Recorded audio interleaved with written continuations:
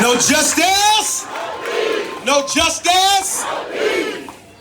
It was Zora Neale Hurston who said, and I quote, "If you're silent about your pain, they'll kill you and say you enjoyed it." We've assembled in this hallowed ground today to say we will be silent no more.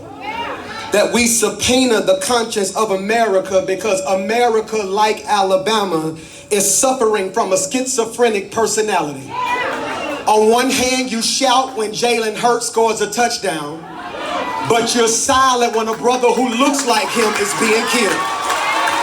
On one hand, you shout when Tommy Tuberville goes to the SEC, but you're silent when he partners with the party that is holding our people down. On one hand, you shout when you move over 280. But I came to make an announcement. If you don't fight about what's happening in the 35208, it's going to bleed over into the 35242. We have quoted that this is the land of the free and the home of the brave. But when this land is not my home, that one statement poses a tale of two Americas. That when this land is not my home, I can't be free in a place that I do not own. So since I can't be free in this land, it's time for me to be brave in this land. And I come to suggest that as you stand in this crowded space, on my left, I hold my oldest son, who I love with all of my heart. On my right, I am flanked by my father, who made me everything that I am. When you kill my daddy, you take my history.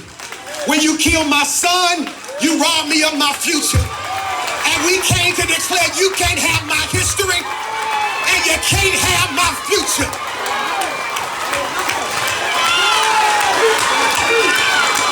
I come to make an announcement that we come to take our history back and we come to take our future back. Behind you is a plaque that bears the name of my grandfather, Bishop Calvin Woods. This street adjacent from you is Abraham Woods Jr. Boulevard, my great uncle. I stand on the shoulders of giants. And as I stand here, I cannot possess double consciousness. That just because I'm surrounded by people of all ethnicities, I give you a pass. And my question to white America and those who have been on the sidelines, are you angry at this or that? Because this and that aren't the same thing. This is the picture of a knee in a man's neck. That is a foot on my neck because of the criminal justice system. And I would like to submit to you, although it sounds good, stop saying that the criminal justice system is broke. It's not broken. It's working exactly how they designed it to be. No justice. No justice.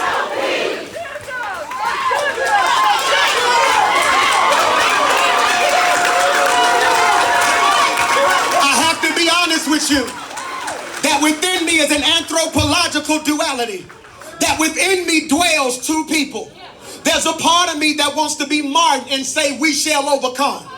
But then there's another side of me that wants to be Malcolm and say tear something up. There's a part of me that wants to say we need peace. But I have to understand it was peace that changed our life. In closing, public killings isn't anything new. I'm reminded of a brother I knew from down the way, a perfect Palestinian Jew named Jesus, who was not doing anything wrong. He just didn't fit into their box. They devised the plot to kill him. And once they captured him, because the people in his circle sold him out, they captured him and they did three things that I want to leave with you as a margin of hope to those who are hurting. The first thing they did was put a crown of thorns on his head.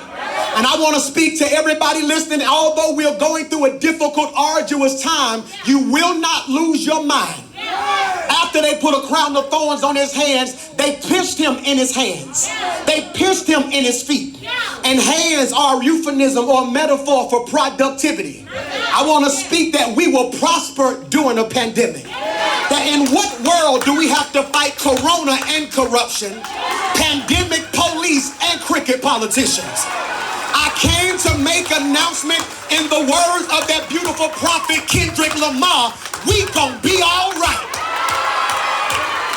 In closing, after they put a crown of thorns on his head, after they pierced him in his hands, after they pierced him in his feet, the last thing they did was pierced him in his side. And when they pierced him in his side, the sac that surrounded his heart began to fleet blood and water. And the last sign to know you are destined for greatness is when you have the ability to stand with a broken heart. And I came to submit to somebody watching and listening that what you're going through won't break you, it won't kill you. And in the words of Nino Brown, am I my brother's keeper?